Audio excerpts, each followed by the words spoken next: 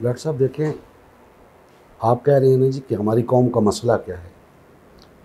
मसाइल किसी भी कौम के साथ बेशुमार होते हैं और हमारी कौम के साथ भी बेशुमार मसाइल हैं लेकिन एक मसला ऐसा है जो मैं समझता हूँ कि मसाइल की जड़ है और तमाम अक़वाम के अंदर इसी मसले को ज़्यादा फोकस किया जाता है कि ये हल हो ताकि दीगर मसाइल पर काबू पाया जा सके। और वो मसला मुआश का मसला है, मुआशी मसला है। मईशत एक ऐसी चीज़ है कि जिस कौम की मईशत बहाल और फ़ाल होगी तो वो कौम अव्वल तो दीगर मसाइल का शिकार ही बहुत कम होगी, और अगर शिकार होगी तो उन पे काबू पाया जा सकेगा। अब हमारे मसाइल भी लातादाद हैं और पूरी दुनिया की तरह हमारा भी बुनियादी मसला मईशत का है। आज हम देख रहे हैं कि एक ज़रई मुल्क होते हुए हमारा वही तबका परेशान हाल है जिसका ताल्लुक ज़राअत से है। सही है। और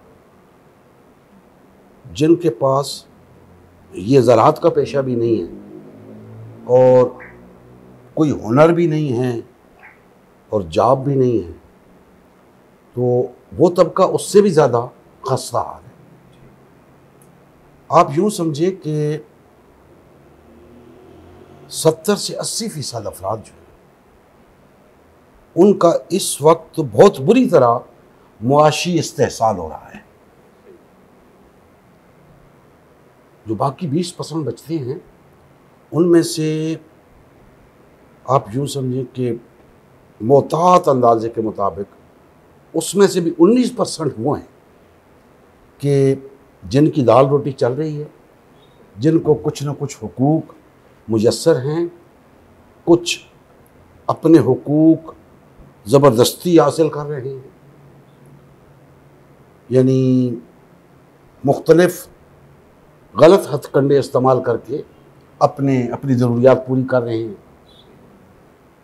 और ये वो लोग हैं जिन्हें शायद इस बात से अभी कोई दिलचस्पी नहीं होगी कि मईशत सुधरनी चाहिए या नहीं, हमारे मसाइल हल होने चाहिए या नहीं।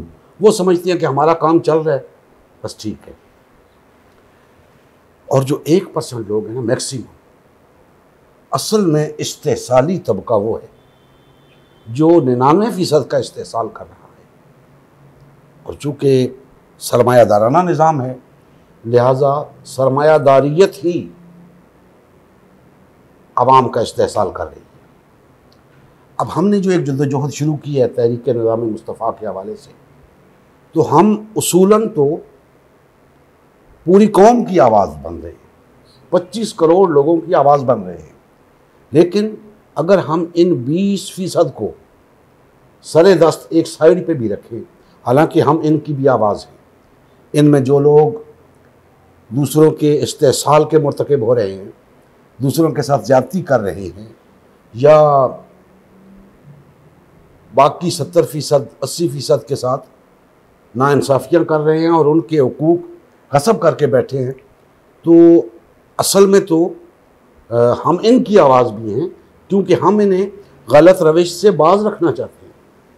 और 80% की तो हम बिल्कुल आवाज़ हैं,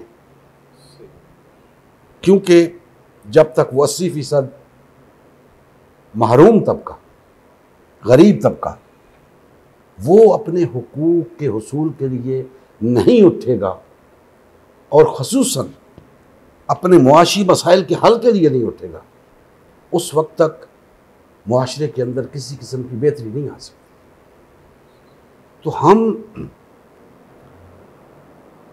सिर्फ मईशत की बेहतरी नहीं चाहते, हम तो ये बता रहे हैं कि मईशत बेहतर होगी तो आपकी मुआशरत भी बेहतर होगी। आपकी सियासत भी बेहतर होगी। लिहाजा कुलीदी किरदार जो है ना वो मईशत का है, और इन तीनों शोबों को संवारने के लिए 25 करोड़ आवाम को हमारा साथ देना होगा। हम एक लिहाज से 25 करोड़ आवाम की आवाज़ बन के मैदान अमल में उतरे, ठीक है ना। तो अब कम अज़ कम उन 80% अफराद को तो चाहिए कि वो हमारी आवाज़ के साथ आवाज़ मिलाएं, हमारे कदम के साथ कदम मिलाएं, हमारे हाथ में हाथ डालें और हमारे दस्तो बाजू बनकर इस जद्दोजहद में हिस्सा लें, ताकि इन तीनों शोबों के अंदर एक ऐसी तब्दीली लाई जाए जो हकीकी तब्दीली हो। मसनूई तरीके से आज भी कोशिशें हो रही हैं कि मईशत संभल जाए, नहीं हो सकता। पूरी दुनिया के अंदर बड़ी कोशिशें हुई, लेकिन गुर्बत का ग्राफ नीचे से नीचे जा रहा है। इस्तेहसाली तबका कम हो रहा है, लेकिन उनके पास इजाफी दौलत के अंबार लग रहे हैं, यानी सरमायादार उस निस्बत से कम हो रहे हैं जिस निस्बत से गुर्बत बढ़ रही है या गरीब बढ़ रहे हैं, लेकिन उनके पास दौलत ज़्यादा इकट्ठी हो रही है। तो हमें इस माहौल के अंदर, मौजूदा सूरत हाल के अंदर पूरी इंसानियत के लिए एक निज़ाम देना है। और हमने क्या देना है? बिल्कुल इंसान क्या दे सकता है? इंसानों के बनाए हुए निज़ामों का तो ये नज़र हमें आ रहा है या दरा कि इंसानियत तबाही के दहाने पे पहुंची। हमने कुछ नहीं देना, हमारे खालिक ने, हमारे मालिक ने जो निज़ाम हमें दिया है ना, उस पर अमल पैरा होना है ताकि तमाम इंसानियत उससे इस्तिफ़ादा कर सके। तो बस एक वही निज़ाम है, निज़ाम मुस्तफ़ा, जो हमारे मसाइल का हल भी है और पूरी इंसानियत के मसाइल का हल है। सिर्फ मुआशी मसले का हल नहीं है, मुआशरती मसले का हल भी है और सियासी मसले का हल भी है। तो इस आवाज़ को हम जो है ना लोगों के सामने पेश कर रहे हैं। लोगों को चाहिए कि अब इस आवाज़ पे काम करें और जल्द अज जल्द इस तहरीक का हिस्सा बन के और इस जद्दोजहद में शामिल हो के इस पूरे निज़ाम की तब्दीली के लिए हमारा साथ है। तो ये मसाइल तो डॉक्टर साहब इस तरह हैं पूरी दुनिया के साथ। आप क्या समझते हैं कि क्या ऐसे मुमकिन है कि लोग जिनको आज तक ये नहीं बताया गया कि उनका इस्तेहसाल एक बड़ा महदूद सा तबका कर रहा है और उन्हें शायद सब्ज़ बाग तो लोगों ने दिखाए होंगे और बहुत से लारे लप्पे लगाए होंगे, लेकिन उनके मफाद के लिए, उनके हुकूक के तहफ़्फ़ुज़ के लिए किसी ने कुछ नहीं किया। तो हम चूँकि 70-80% अफराद से ताल्लुक़ रखते हैं, लिहाजा जितना मैं समझता हूँ कि हमें एहसास हो सकता है ना कि गुर्बत क्या होती है, इतना उन ऊपर 20% लोगों को नहीं हो सकता। इसलिए हम ये समझते हैं कि कम अज़ कम इन 80% को हमारा साथ देना चाहिए।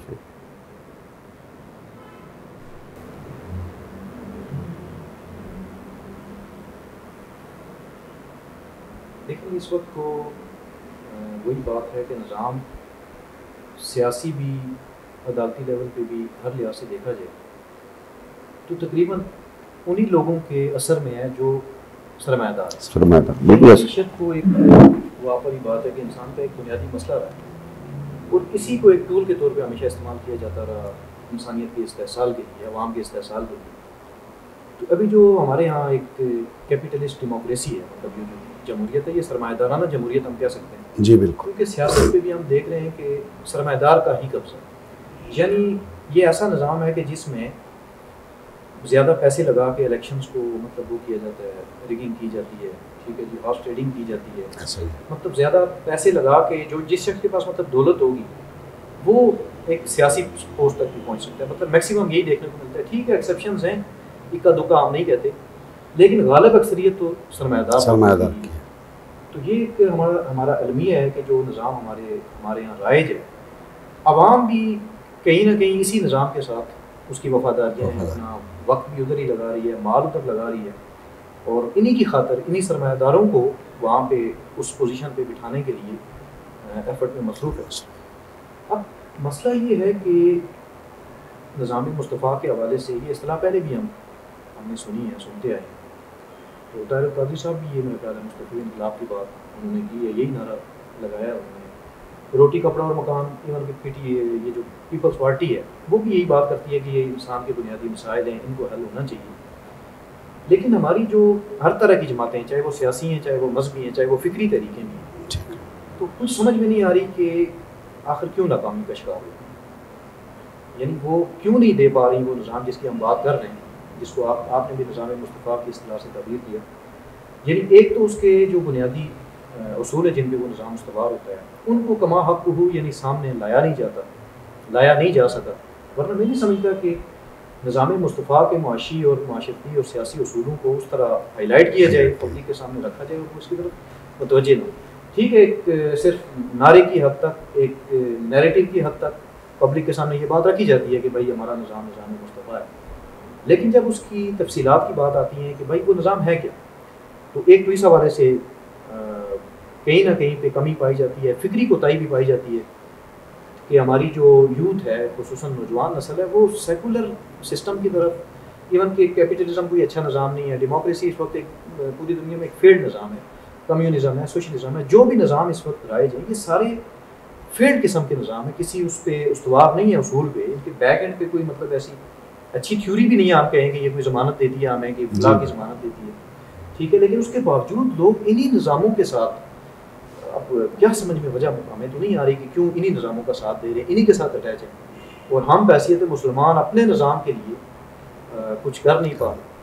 तो आप इस पर भी कुछ रोशनी डालें। जी, आपने बड़ी खूबसूरत बात की है कि देखें, एक नारे के तौर पे अगर इस्लाम को लिया जाता है ना, इस्लामी निज़ाम को या निज़ाम मुस्तफ़ा को, तो इसके तौर पे तो ये नारा फेल हो चुका है। बेशुमार जमातों ने ये नारा लगाया है, बिल्कुल। हम नारा नहीं लगा रहे, हम निज़ाम मुस्तफ़ा की वो तफसीलात, खा वो मुआशी हैं, खा वो मुआशरती हैं और खा सियासी हैं, हम वो तफसीलात इंशाअल्लाह ताला पब्लिक के सामने रखेंगे, उन लोगों के सामने रखेंगे जिनको इस्लाम से फ़ायदा पहुंच सकता है। और इस्लाम से फ़ायदा तो हर इंसान को पहुंच सकता है, लेकिन एक तबका वो है जो मुखालफत करेगा इस चीज़ की। क्यों? उसके मफादात को नुकसान पहुंचेगा, दुनियावी मफादात को। लिहाजा हम ये कह सकते हैं कि उन लोगों को एक तरफ अगर रखा जाए तो मैक्सिमम लोगों के मफादात तो इस्लाम के साथ वाबस्ता है, लेकिन आज तक उन्हें नहीं बताया गया कि अगर इस्लामी निज़ाम आएगा तो ये इस्लाहात होंगी, गरीब को क्या फ़ायदा होगा। असल में गरीब आज तक इन नारों का साथ क्यों देता आया है? इसी वजह से कि शायद हमारी बिगड़ी संवर जाए, शायद हमारी बात बन जाए, लेकिन उसे इस बात का अंदाज़ा नहीं था कि ये जो ऊपर जितने लोग आए हैं सियासत के अंदर नारे लेकर, सब के सब मफाद परस्त थे, और अगर उनमें से कुछ मुखलिस भी थे तो इस निज़ाम के अंदर गुंजाइश नहीं थी कि गरीब की फलाह के लिए, गरीब की बेहतरी के लिए कुछ किया जाता। लिहाजा हमने अब इन दोनों चीज़ों को मद्देनज़र रखना है। एक तो ये कि आवाम के साथ झूठ नहीं बोलना, आवाम को धोखा नहीं देना, आवाम के सामने सच्ची बात करनी है, खरी बात करनी है कि भाई ये देखो, हम आपसे ये बात कर रहे हैं, ये हमारी बात नहीं है, ये तो अल्लाह का वादा है, और अल्लाह का वादा हो नहीं सकता कि पूरा ना हो, बशर्ते कि हम उसके मुताबिक वो रिक्वायरमेंट उसकी पूरी करें। और जब हम ऐसी बात करेंगे और लोग हमारे साथ आएंगे तो इंशाअल्लाह एक मुखलिस लोगों की एक टीम वजूद में आएगी, जिसका मकसद महज नारा लगाना नहीं होगा, बल्कि वाक़अतन इक़्तिदार हासिल करके, क़ुव्वत नाफिज़ा हासिल करके उस निज़ाम को कायम करना होगा जिसका वादा लोगों से किया जा रहा है। तो दूसरी चीज़, लोगों को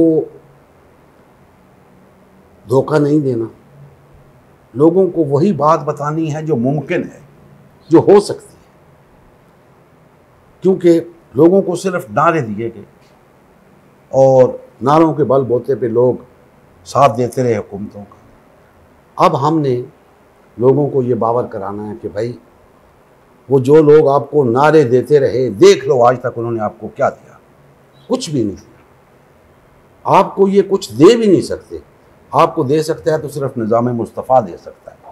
तो आइए निज़ाम मुस्तफ़ा का साथ दीजिए, आपके हुकूक आपको मिलेंगे, आपके मसाइल हल होंगे, आपकी ज़रूरियात पूरी होंगी।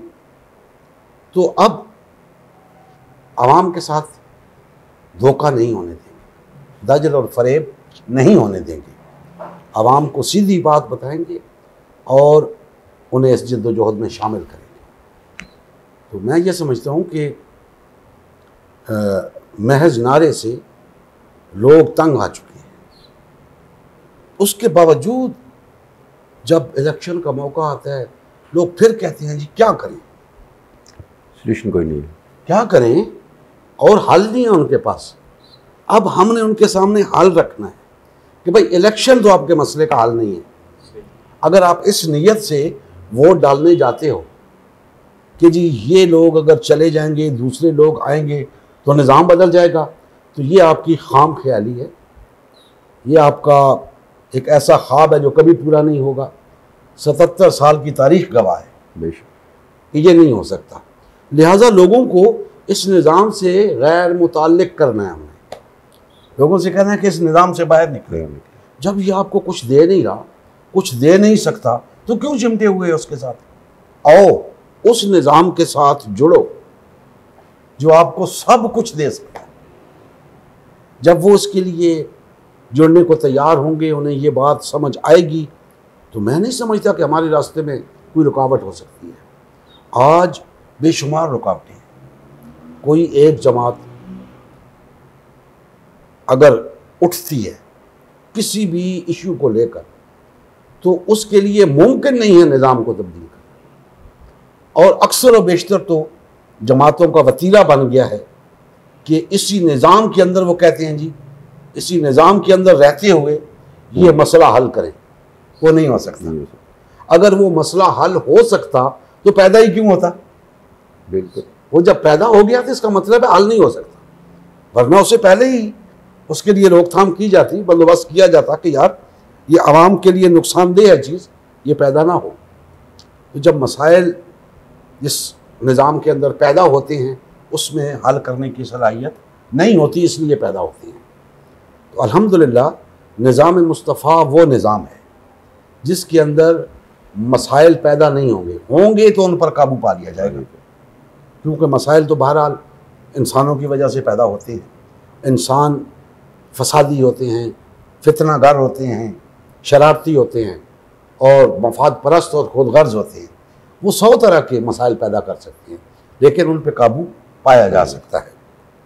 तो मैं समझता हूँ ये दो चीज़ें आवाम के सामने हम रखेंगे, आवाम उनको कबूल करेगी, तब जाके ये मसाइल हल होंगे। एक ये कि मुखलिस क़यादत आवाम को देनी है, और दूसरी ये कि आवाम को इस निज़ाम से लाताल्लुक़ करना है। जब आवाम इस निज़ाम से लाताल्लुक़ होकर एक मुखलिस क़यादत की सूरत में उसके पीछे चलेगी, उसके दस्तोबाजू बनेगी, तो जब निज़ाम तब्दील होगा तो हो नहीं सकता कि वो आवाम का खैर खा निज़ाम ना हो। लिहाजा आवाम को तब्दील होना है, आवाम को इस रास्ते पे आना है, तब जाके ये मसला हल होगा। जी बिल्कुल, बड़ी ज़बरदस्त बात की मतलब आपने कि आवाम को मुखलस क़यादत की जब तक मैसर नहीं आती उस वक़्त तक, और दूसरा कि वो इस निज़ाम से जान नहीं छुड़ा लेती, जब तक इसके साथ चिमटी रहेगी आवाम, तो उस क्या हल है? ये 77 साल से क्या देख रही है आवाम, क्या पाया आवाम ने? गुरबत, अफलास, महंगाई के सवाब अवाम को मिला ही क्या है। तो इसमें कोई दूसरी राय नहीं है कि अवाम को इस निज़ाम से अलग होना पड़ेगा और एक मुखलस क़यादत के साथ जुड़ना पड़ेगा और इस नैरेटिव को, खुसूसन जो लोग हमारे साथ अटैच है उनसे भी यही रिक्वेस्ट और गुजारिश है कि इस नैरेटिव को अवाम में लेके उसको फैलाना की ज़रूरत है, अशद ज़रूरत है इस टाइम। और यही वो एक वाहिद निज़ाम है, निज़ाम मुस्तफ़ा, मेरे ख्याल से एक फितरी निज़ाम है, मतलब अल्लाह का अता करता हुआ निज़ाम है ये, और इंसानियत की भलाई भी इसके अंदर है। डॉक्टर साहब क्या फरमाते हैं आप? कि देखिए जी, वो बात फिर उधर ही आएगी कि अगर हम इसको सिर्फ नारे की हद तक नहीं लेके चलना चाहते, बल्कि जब हम निज़ाम मुस्तफ़ा कहते हैं ना, तो ज़ाहिर है कि इससे मुराद हम एक मुकम्मल कोई निज़ाम दे रहे होते हैं जो कुछ ग्राउंड किसी चीज़ पे बेस करता है। ऐसा ही, ठीक है जी। तो अब आज का जो हमारी यूथ का मसला है, जब हम इनके सामने ये बात रख रहे हैं, ठीक है जी, तो वो उनका वैसे सवाल ये होता है या उनका एक जहन ये बना दिया गया है कि इस्लाम ने तो हमें कोई सियासी निज़ाम नहीं दिया। ठीक है जी। ये मैं सिर्फ ये अवामुन नास की तरफ से या यूथ की तरफ से नहीं आती ये बात, बड़े बड़े मैंने स्कॉलर्स को, अकादमीन को ये बात कहते हुए सुना है। ठीक है जी, कि इस्लाम में सियासी निज़ाम तो कोई नहीं है, क्योंकि वो जो चारों खुलफा का तकर्रुर है, वो कहते हैं जी देखें किसी एक का भी किसी एक तरीके से नहीं हुआ, उस चीज़ को बेस बनाया जाता है। फिर ये कहा जाता है कि उनके आपस में झगड़े इतने थे। मतलब निज़ाम मुस्तफ़ा की जब बात की जाती है तो लोगों का जहन इन चीज़ों की तरफ चला जाता है। तो जब इन चीज़ों की तरफ जहन चला जाता है तो वो समझते हैं कि ये तो कोई लड़ाई झगड़े वाला निज़ाम था कोई, ठीक है, इसमें तो कोई क्राइटेरिया ही नहीं है जी, ऐसे ही कोई मतलब कोई सिलेक्शन का क्राइटेरिया नहीं है, कोई सियासी निज़ाम या माशी पहलू, मतलब हमेशा एक तनकीदी या नेगेटिव पहलू के हवाले से बात की जाती है। और ये हमारे कुछ जमहूरियत नवाज या जो दूसरे निज़ाम है उनको नवाजने वाले जो अकाबरीन हैं उनकी तरफ से भी इस तरह की स्टेटमेंट सामने आती है। तो हम कौन सा मतलब या आप जो बात कर रहे हैं जब निज़ाम मुस्तफ़ा की, तो कौन सा अनोखा पहलू सामने मतलब लाने की बात कर रहे हैं कि जिसे हम आवाम के सामने रखें और वो ये फील करे कि हाँ यार ये निज़ाम मुस्तफ़ा अगर ये चीज़ है तो फिर तो इसको वाक़ईतन एक्सेप्ट कर लेना चाहिए। मिसाल के तौर पे आपने आज एक माशी इसके पहलू के हवाले से बात की, तो फिर हमें सामने लाना होगा कि निज़ाम मुस्तफ़ा का माशी पहलू क्या है। ठीक है, वो कैसे मतलब इस मौजूदा निज़ाम के माशी पहलू से बेहतर है। ठीक है जी। तो जब हम ज़ाहिर हमारे पास कुव्वत नाफ़ज़ा होगी, अवाम हमारा साथ देगी, तो फिर हम उसको इम्प्लीमेंट कर सकते हैं। कम अज़ कम कुछ एक बेस में जो फार्मूला है या जो बुनियादी उसूल है हमारी मईशत का, इस्लामी मईशत का, कम अज़ कम वो तो पब्लिक के सामने आना चाहिए ताकि उसे पता चले कि हाँ ये निज़ाम मुस्तफ़ा का माशी उसूल है और ये कितना एक बेहतरीन उसूल। तो इस तरह की चीज़ें जी आप उसको और देखिए। हाँ जी, बोले सब एक सवाल जहन में आ रहा है, मतलब कि डॉक्टर साहब ने जैसे बात की कि अवाम में जाते हैं तो मुख्तलिफ लोगों की राय जहन में भी यही है कि ये जो जमहूरी निज़ाम है इस वक्त राइज है, वो कहते हैं सच ये निज़ाम नहीं है, ये एक मतलब कि तरीक़ाकार है गवर्नमेंट चलाने का या गवर्नमेंट में आने का। आप आके असम्बलियों में पहुँच के तो आप अपनी मर्ज़ी का या अपने हिसाब का या अपनी तरह का जो भी निज़ाम लाना चाहें वो ला सकते हैं, अपनी मतलब करारदाद पास करा के 2 अक्सरियत लेके। आप क्या समझते हैं कि ये वाकई ये इस बात में कोई जान है कि यार ये वो एक तरीक़ाकार है सिर्फ इलेक्शन तक या हुकूमत तक पहुँचने का? देखें जी, मैं समझता हूँ कि ये आवाम को जो है ना धोखा दिया जा रहा है ये बातें कहकर कि सबसे पहले तो कि इस्लाम ने कोई निज़ाम ही नहीं दिया, और फिर ये जो निज़ाम है इसके अंदर जाके इलेक्शन के ज़रिए तो तब्दीली लाई जा सकती है। ये सब खाम ख्यालियाँ हैं। हम पहले बात करते हैं इस्लाम के निज़ाम की। लोग इस्लामी निज़ाम को महज इस नज़र से देखते हैं कि खलीफा का या वज़ीर आज़म का या सदर का तकर्रुर कैसे होगा। ऐसा ही है। ये इस्लामी निज़ाम नहीं है। इस्लामी निज़ाम ये है, इस्लाम हमसे ये तकाज़ा करता है कि तुम सब जो कि मुसलमान हो, अल्लाह पर, अल्लाह के रसूल पर, आखिरत पर, फरिश्तों पर, किताबों पर ईमान रखते हो, तुम में से एक शख्स होना चाहिए, तुम में से एक शख्स होना चाहिए जो तुम्हारा सरबराह हो, और बेहतरीन शक्ल उसकी ये है कि तुम्हारे बेहतरीन लोगों में से एक शख्स होना चाहिए जो तुम्हारा सरबराह, यानी अव्वल तो तुम में से होना चाहिए, फिर तुम्हारे बेहतरीन लोगों में से एक होना चाहिए। दोनों सूरतों में काबिल कबूल है। ठीक है जी। लेकिन करे क्या, वो होगा क्या? अगर वो तुम में से होते हुए, तुम्हारे बेहतरीन लोगों में से एक शख्स के होते हुए, अगर वो सियासत में, मुआशरत में और मईशत में अदल कायम कर देता है तो ये निज़ाम मुस्तफ़ा है, ये इस्लामी निज़ाम है। पता नहीं लोग इस्लामी निज़ाम किसको समझते हैं, अजीब व गरीब किस्म की बहसें छेड़ देते हैं कि जनाब, यानी अंदाज़ा लगाएं, अगर कोई शख्स सियासत में भी अदल करे, मुआशरत में भी अदल करे और मईशत में भी अदल करे, उसके लिए भी कहते हैं जी ये इतनी शराइत पूरे करेगा तो इसको बनने देंगे, इतनी, वरना नहीं बनने देंगे। ऐसा नहीं है। वो शख्स मुसलमानों में से होना चाहिए और बेहतर यह है कि मुसलमानों के बेहतरीन लोगों में से एक होना चाहिए। और मैं समझता हूँ इससे फ़र्क नहीं पड़ता अगर वो तीनों शोबों के अंदर, जो ज़िंदगी के बड़े बड़े शोबे तीन गिनवाए हैं, तीनों शोबों में अगर वो अदल कायम कर देते हैं ना, तो ये निज़ाम मुस्तफ़ा होगा। आज अगर कोई ये समझता है ना कि हम ठेकेदार बनना चाहते हैं निज़ाम मुस्तफ़ा का, तो उसके लिए मैं अर्ज़ कर रहा हूँ, आज आपके मुल्क का जो सरबराह है, अगर वो इन तीन शोबों के अंदर अदल कायम कर दे, इसको हम इस्लामी निज़ाम मुस्तफ़ा कबूल करने के लिए तैयार हो जाए, पूरी कौम तैयार हो जाएगी। लेकिन नहीं हो सकता। क्यों नहीं हो सकता? इसका ताल्लुक आपके सवाल से, कि जिस प्रोसेस से ये लोग आए हैं, उस प्रोसेस की इस्लाम इजाज़त नहीं देता। उस प्रोसेस से अच्छे लोग ऊपर नहीं आ सकते। और अगर मसला एक शख्स का ही हो और उसे, आप जिसे हम शूरा कहते हैं ना, कि चंद दानिश्वर लोग जो रियासत के असरार और रमूज़ को समझते हो, वो अगर मिल के मिसाल के तौर पे ऐसे शख्स को भी बना देते हैं जैसे आज हमारे वज़ीर आज़म हैं, तो भी कोई मज़ाक़ा नहीं है। लेकिन यहाँ तो फौज ज़फ़र मौज साथ आती है, वज़रा की, MNAs की, MPAs की, नाअहल तरीन लोग, तो मुल्क की बागडोर नाअहल तरीन लोगों के हाथ में आ जाती है। उस निज़ाम के तहत जिसकी आप बात कर रहे हैं कि वो महज एक इलेक्टोरल सिस्टम है, इलेक्टोरल टूल है, नहीं, वो इलेक्टोरल टूल नहीं है। उसी इलेक्टोरल सिस्टम के तहत आने वाले लोग उसी तरीके से पूरे मुआशरे को काबू करते हैं, पूरे मुआशरे के अंदर उस निज़ाम को कायम करते हैं। क्योंकि इस इलेक्टोरल सिस्टम के तहत जो लोग ऊपर आते हैं वो फिर अपनी मर्ज़ी का निज़ाम नाफिज करते हैं। तो इस सिस्टम के तहत तो आप देख रहे हैं, सरमायादार, सनतकार, जागीरदार वटेरा, ये लोग आते हैं, ये लोग ऊपर आते हैं।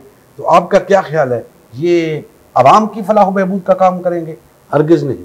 क्या ये अदल पर मबनी मुआशरा कायम करेंगे? हरगिज़ नहीं। ये तो सब मफाद परस्त लोग हैं, ये अपने मफाद समेटने के लिए ही आए हैं, तो इनसे कोई तवक्को नहीं रखी जा सकती। लिहाजा इस सिस्टम के तहत वो लोग ऊपर आ ही नहीं सकते कि अगर उनके हाथ में मुल्क की बागडोर दी जाए तो माशरे में अदल कायम हो जाए। लिहाजा इस सिस्टम को छोड़ना पड़ेगा। आवाम को ये बात बिल आखिर समझनी पड़ेगी कि इस निज़ाम की कोख से निज़ाम मुस्तफ़ा जन्म नहीं ले सकता, इस इलेक्टोरल सिस्टम से इस्लामी निज़ाम जन्म नहीं ले सकता। इसको हमें तर्क करना होगा। तो ये चीज़ें लोगों को इस बात से आगाह कर रहे हैं कि जनाब मसाइल आपके हैं, लेकिन उसकी वजूहात ये है कि आप इस निज़ाम के साथ इस तरह चिमटे हुए हैं जैसे माज़अल्लाह ये दीन है आपका। इसको छोड़ें, ये आपको कुछ नहीं दे रहा, ना कुछ दे सकता। और हम जो बात आपसे कह रहे हैं, निज़ाम मुस्तफ़ा की बात कर रहे हैं, तो वो तो ऐसा निज़ाम है, वो सिर्फ आपको नहीं पूरी इंसानियत को नवाज सकता है। लिहाजा उसकी तरफ आए। तो ये चीज़ें आवाम को बावर करानी पड़ेगी। अब डॉक्टर साहब देखें ना, हम किसी की नीयत पे शक नहीं करते। मैं आपसे पूछता हूँ, जिधर आप जाते हैं कैदी नंबर 804, कैदी नंबर 804, बहुत अच्छे होंगे इमरान खान साहब, बहुत अच्छे होंगे, लेकिन क्या आपके ख्याल में 3.5 साल का अरसा कम है मुल्क के अंदर कोई ऐसा काम करने का जिससे पता चले कि हाँ ये अवाम की खैरख्वाही इस निज़ाम के तहत हो रही है? और बिलफर्ज हम कहते हैं जी इमरान खान साहब बड़ी खालिस नीयत रखते थे, लेकिन उन्हें कुछ करने नहीं दिया गया। तो भाई अगर कुछ करने नहीं दिया गया तो फिर आप आए क्यों थे? फिर इस निज़ाम से आप क्या चाहते हैं, क्या तवक्को रखते हैं? तो मैं समझता हूँ कि तहरीक इंसाफ हो या कोई और जमात हो, जमात इस्लामी हो या तहरीक लबैक हो, मुस्लिम लीग हो, पीपल्स पार्टी हो, उनके वर्कर्स को कम से कम ये बात समझनी चाहिए कि भाई इस निज़ाम से कुछ नहीं मिलने वाला। और ये बात कुछ ना कुछ लोगों से सुनने में आती भी है, इन जमातों के वाबस्तगान से सुनने में आती है, लेकिन वो अभी तक तवक्को लगाए बैठे हैं। तो आप क्या समझते हैं कि मिसाल के तौर पे एक बात है, कल खान साहब रिहा होके आ जाते हैं, फिर इसी निज़ाम के अंदर रहते हैं, तो आप क्या समझते हैं कि मुखलिस होते हुए भी वो कुछ कर पाएंगे? देखिए जी, बात हुई बड़ी अहम बात है ये कि मुख्तलिफ़ पार्टियाँ इस निज़ाम के अंदर अपनी अपनी हुकूमत बनाने के चक्कर में हुकूमत लेने के लिए एफर्ट्स कर रही हैं, ठीक। और वो भी मैं नहीं समझता कि ऊपर से किसी सपोर्ट के बगैर वो इस स्टेज तक पहुँच सकती है। हमारा ये बड़ा एक अलमिया रहा है कि चलिए हम तो जिस निज़ाम की बात कर रहे हैं वो तो एक आइडियल चीज़ है, ठीक। एक होती है कि अवामी हुकूमत जिसे कहते हैं कि अवाम जो जिसे जमहूरियत खालिसतन जिसे जमहूरियत कहा जाना चाहिए, ठीक है, कि अवाम क्या चाहते हैं। तो अवाम की जो राय है, जो मैंडेट है, वो हमेशा से इसको नहीं किया गया। मतलब जो भी पार्टी देखी जाती है कि लीडर मकबूल हो गया है और वो अब इस पोजीशन में है कि वो वाक़अतन एक अवामी हुकूमत कायम करने में कामयाब हो जाएगा, तो उसके ख़िलाफ़ एक बाकायदा प्लान, एक प्रोपेगेंडा किया जाता है, साजिश की जाती है, उसको वहाँ से हटाया जाता है और एक मुतबादल ताकत को सामने लाया जाता है। ये असल में आज तक अगर कोई हुकूमत खुद अवाम के बलबूते पे आई होती तो फिर वो हो सकता है, चले हम किसी हद तक कह सकते हैं कि निज़ाम मुस्तफ़ा तो नहीं ला सकती थी, लेकिन वो जो कुछ बुनियादी रोटी कपड़ा मकान वाली ज़रूरियात तो पूरी कर सकती थी, ठीक है। लेकिन ऐसा आज तक मुमकिन नहीं हो सका। यही कुछ हुआ 2018 के इलेक्शन में। अब इमरान खान साहब की आपने बात की, हम ज़ाहिर किसी चीज़ शख्सियत को टारगेट नहीं करते, लेकिन चूँकि अवाम का एक ज़हन बन गया है कि शायद अब भी वो कुछ कर सकते हैं, यानी कोई उनकी उम्मीदें ही शख्सियत के साथ जब वापस करें तो हमें मजबूरन बात करना पड़ जाता है। ये बड़ी अहम बात है जो आपने की। तो अब वो अवाम को ये पता भी है, इतने भी जाहिल नहीं है, किसी हद तक सियासत के जो पेचो खाम है उनसे वाकिफ किया कि 2018 का इलेक्शन इमरान खान साहब को लाया गया, वो आए नहीं है, उनको लाया गया। अब उसके बाद ये जो मौजूदा हुकूमत है ये भी लाई गई, पीडीएम की हुकूमत लाई गई है, ये भी आई नहीं है। तो अब तो हमारी पूरी तारीख में कोई हुकूमत आई नहीं है, लाई गई। अब जब जिस बंदे को पता है कि मुझे लाया जा रहा है तो उसे इतना तो कम अज़ कम ये इतना सियासी उसका विजन होना चाहिए, बसीरत शऊर होना चाहिए किसी लीडर का कि अगर मुझे कोई ला रहा है तो फिर मैं किसी हद तक मेरे हाथ पाँव बंद हुए, मैं कुछ ज़्यादा नहीं कर सकूँ, ठीक है। और ये मेरा ख्याल है शायद इमरान खान साहब ने अपने किसी पॉडकास्ट में किसी के साथ इंटरव्यू के दौरान ये इजहार भी किया कि मुझे अगर ये पता होता कि मेरे इस तरह हाथ पाँव बंद हो गए, मुझे कुछ करने नहीं दिया जाएगा तो मैं शायद हुकूमत में ना। इसका मतलब है कि उनको लाया गया, ठीक है। तो तभी तो हाथ पाँव बंद थे। अवाम की ताकत पे अगर वो आते, अभी देखें ना, अवाम की ताकत पे उनके आने का इम्कान था, लेकिन वो अभी जीते, ठीक है।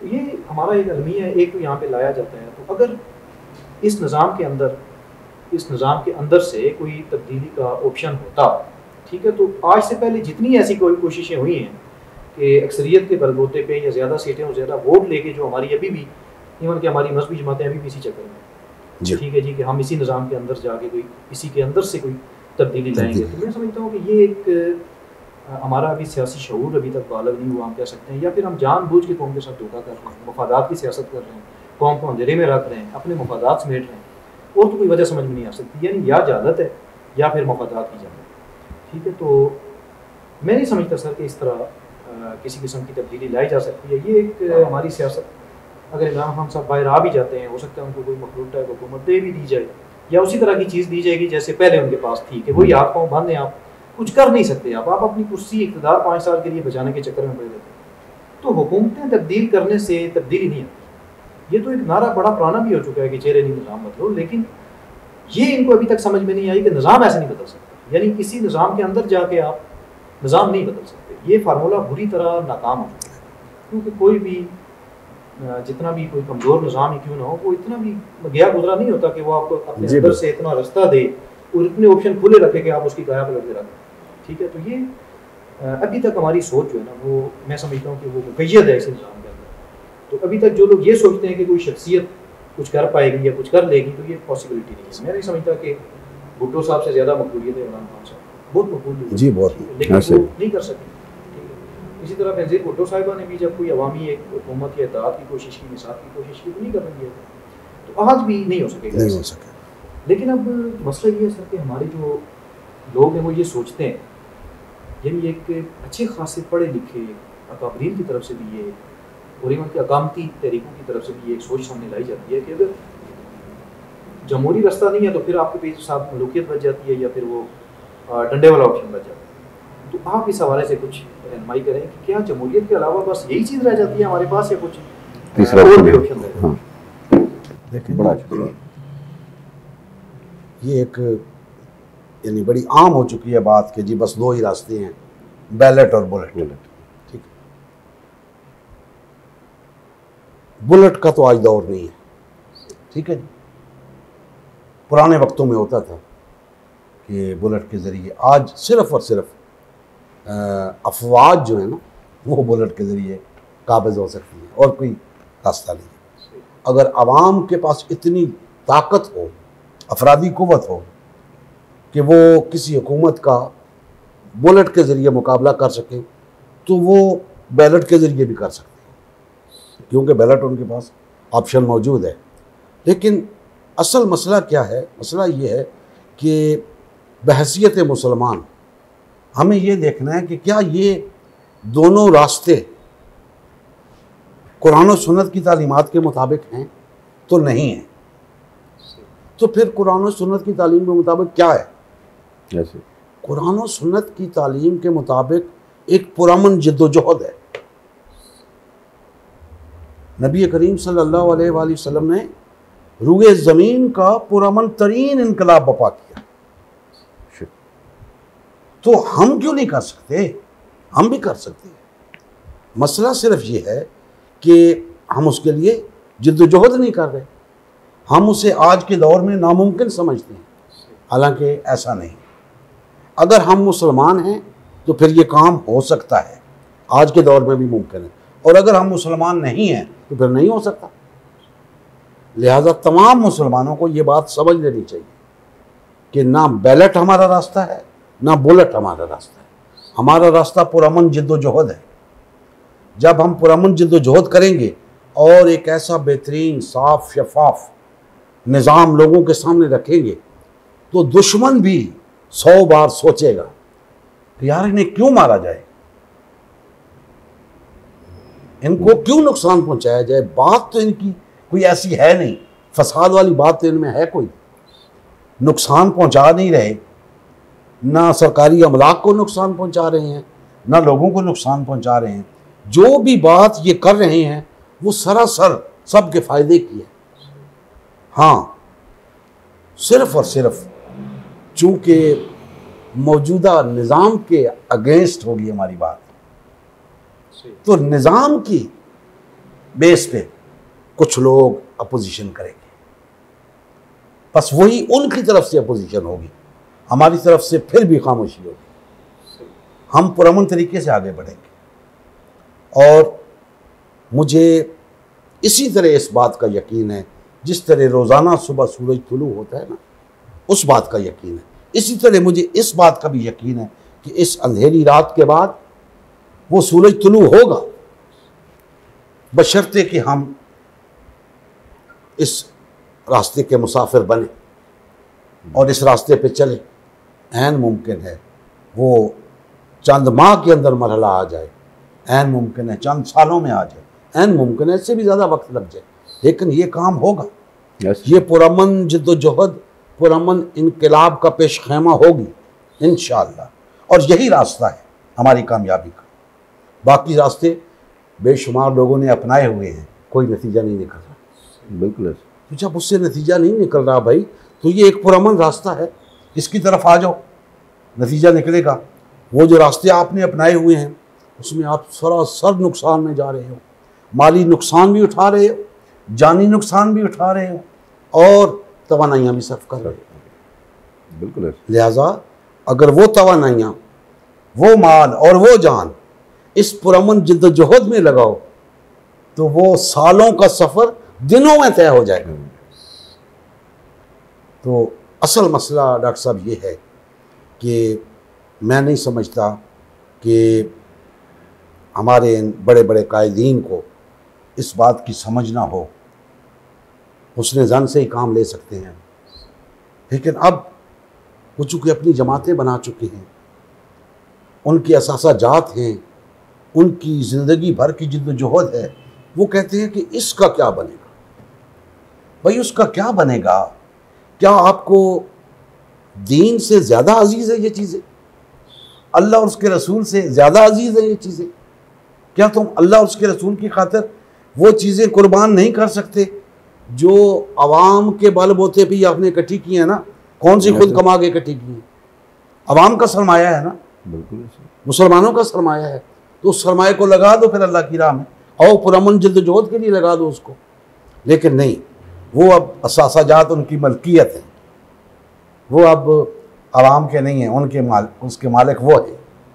लिहाजा ये चीज़ें सामने आती हैं तो ऐसे लगता है कि हमारे अकाबिरीन, बड़े बड़े लोग जो उलमा हैं या दानिश्वर हैं या लीडर हैं, उन्हें दुनिया की हिर्स लग गई है, हवस ज़र का शिकार हो चुके हैं, मफाद परस्ती का शिकार हो चुके हैं।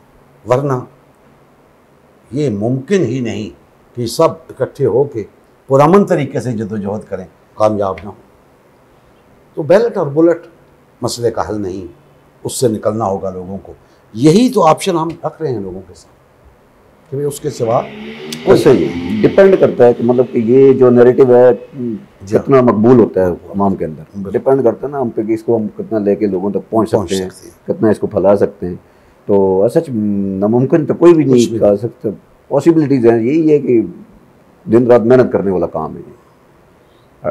अडल्ट आएंगे शुरू में, लेकिन सच हकीकत तो यही है, मानना पड़ेगा कि इसके सिवा मुसलमानों का चारा नहीं है। अवाम का ज़हन देखें ना, अवाम का ज़हन अकाबरीन ने खराब किया हुआ है। ऐसे ही अवाम को तो आप, अवाम चीज़ ही ऐसी होती है कि आप जिस तरफ मर्जी उसे मोड़ लें, ठीक है। इस वक्त हमारे जो ऊपर जो अकाबरीन है ना, वो कंसेप्ट ये दे रहे हैं कि भाई पुरअमन रास्ता तो फिर यही है कि आप इस सिस्टम के अंदर जाके इलेक्शन के जरिए ये तब्दीली ला सकते हैं, ठीक है। इसके अलावा वो किसी भी ऑप्शन को, एक तो कुरान और सुन्नत जो आपने बात की वो मानने के लिए भी तैयार नहीं है। वो कहते हैं कि यही है, इस्लाम में भी यही था कि जी जो आवाम चाहती है वो अवामी हुकूमत, ठीक है। यानी वो अपनी जो रविश है उसके लिए वहाँ से दलाइल ले लेते हैं, या कुरान और सुन्नत की दलाइल क्या लेते हैं, वहाँ उन्नति करते हैं अपनी सोच को, ऐसा ही। तो इस वजह से अवाम बेचारी भी उनकी इन बातों में आ जाती है, ठीक है। जब वो इस तरह की बात करते हैं कि इस्लाम में भी यही है, मतलब यही तरीक़ाकार है, यानी कुरान और सुन्नत में मबनी यही तरीका है कि आप एक रियासत ऐसा है, वो इस्लामी रियासत भी कहते हैं। यानी वो रियासत को समझते हैं कि ये रियासत ठीक जा रही है, हम इसकी अंदर एक पार्टी हैं। अब कोई पूछने वाला भी नहीं है कि भाई अगर रियासत ठीक है, निज़ाम भी ठीक है, तो आप लोगों ने जमातें किस लिए बना रखी हैं? फिर एक इस्लामी रियासत को कमज़ोर करने के लिए आप जमातें अगर बना रहे हैं तो ये भी फसाद की लफ्ज़, ठीक है। फिर तो आपको रियासत के साथ खड़ा हो जाना चाहिए, बात ही खत्म हो जाती है।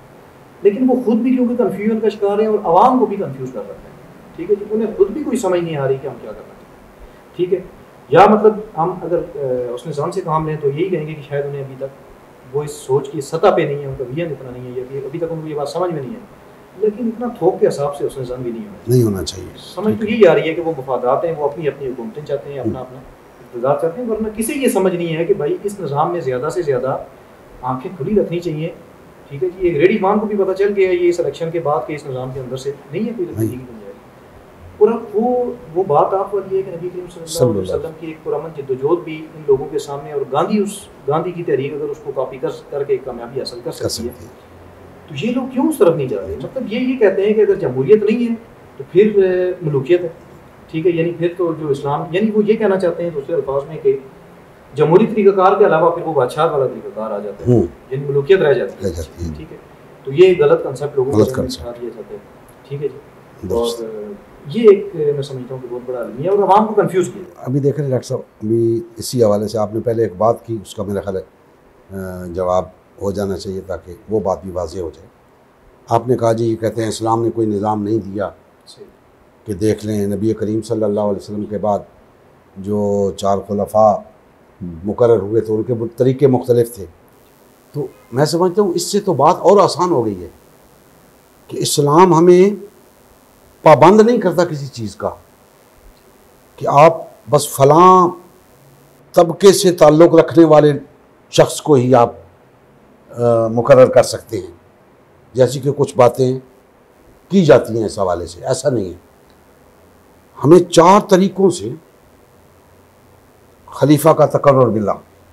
ठीक है, मकसद क्या था? मकसद ये था कि अगर इन 4 तरीक़ों से जो लोग आ रहे हैं वो अदल का निज़ाम कायम करते हैं तो ठीक है, और ये 4 नहीं 400 तरीके हो सकते हैं, उससे कोई फ़र्क ही नहीं पड़ता, किसी भी तरीके से आए लेकिन जायज़ तरीके से आए और आकर पूरे माशरे के अंदर अदल कायम करे, वो दुरुस्त होगा। ये है असल में इस्लामी निज़ाम। हमारी तान वहीं पे टूट जाती है कि जी खलीफा का तकर्रुर कैसे हो। भाई तकर्रुर हो जाएगा, क्यों फिक्र करते हो आप उसकी? आप पहले उसके तकर्रुर का मौका तो आने दो। उसका मौका तब आएगा जब आप 25 करोड़ इकट्ठे हो जाओगे, अभी उसका मौका नहीं है।